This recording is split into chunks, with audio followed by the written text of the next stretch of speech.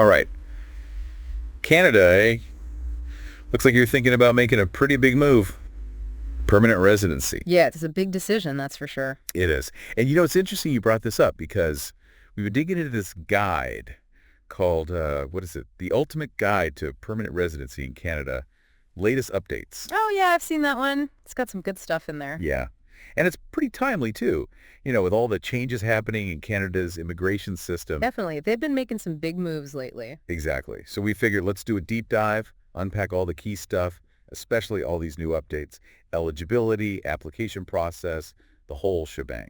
Yeah, I got to stay up to date. I mean, Canada's always been a popular spot, Yeah. but it seems like it's just getting more and more attractive these days. Right. And for good reason. I mean, the guy talks about all these benefits, living and working there indefinitely, no time limits, plus the healthcare system. That's going to be a huge draw. Oh, yeah, absolutely. Healthcare is a big one. It's a universal system, which means everyone has access to essential services. So no matter what, you're covered. Pretty much. It takes a lot of the stress and worry out of healthcare, that's for sure. It's one of the things that makes Canada so appealing. They really prioritize taking care of their people. I mean, who wouldn't want that peace of mind? Exactly. Okay, so let's get into the nitty-gritty. How do you actually get this permanent residency?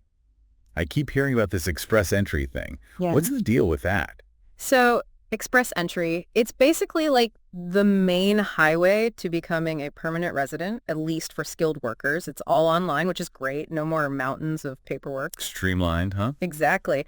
But here's the thing. It's not just one program. There are actually 3 different programs under the express entry umbrella. Oh, okay, so like different lanes on that highway. Perfect analogy. So you've got the federal skilled worker program. That's a points-based system where your education, work experience, language skills, all that jazz, it all gets factored in. So the more points you have, the better your chances. Exactly. And then there's the federal skilled trades program. That one's specifically for people with experience in certain trades. Like what kind of trades are we talking about? Well, think electricians, plumbers, welders, carpenters. Those are always in high demand. Gotcha. Okay, so that's 2 lanes. What's the third one? The third one is the Canadian Experience class. This one's for folks who already have some work experience in Canada. Oh, so it's kind of like a fast track for people who are already there. Yeah, exactly. So depending on your background and your skills, you kind of have to figure out which lane is the best fit for you. Makes sense. So let's say I figure out which program I'm eligible for. What are my chances of actually getting in? I mean, doesn't Canada have like a ton of people applying all the time? They do. Wow. Canada's got these ambitious immigration targets. They're aiming to welcome like over 1.2 million new permanent residents between 2021 and 2023. Wow. Yeah, it's a lot. But there's a good reason for it. Canada has an aging population, Yeah. And they need skilled workers to fill those gaps in the workforce, keep the economy going strong. So it's like a win-win. Pretty much. They get the talent they need, and newcomers get a chance to build a new life in Canada. All right, but let's be real here. Even if I meet all the requirements, isn't there a massive wait? Well, that's the good news. Processing times have actually improved significantly. Really? Yeah. We used to talk about years-long waits, but now a lot of applications are being processed within 6 to 12 months. Oh, wow. Okay, that's not bad at all. No, it's a big improvement, and it shows how committed Canada is to, making the immigration process smoother. Of course, every case is different. It can still vary depending on your situation. Sure. But overall, things are looking pretty good. Now, I remember reading something about specific programs for, like, certain regions of Canada. Oh, right. You're talking about the Rural and Northern Immigration Pilot and the Atlantic Immigration Pilot? Yeah, those. What's the deal with those? So those programs are really interesting because they target specific regions of Canada that need a boost in their population and workforce.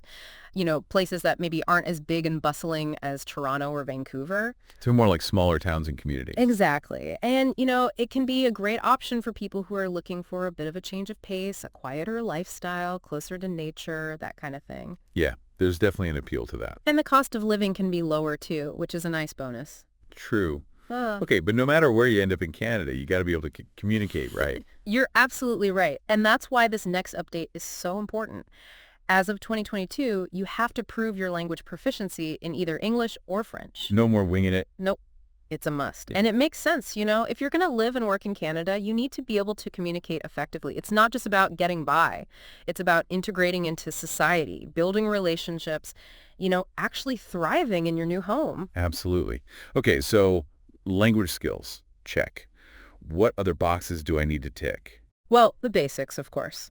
You got to be at least 18 years old, have at least a high school diploma. Makes sense. And then there are the admissibility requirements, things like health checks and security screenings. But the one that can sometimes trip people up is the skilled work experience requirement. Ah, right. So what exactly does that mean?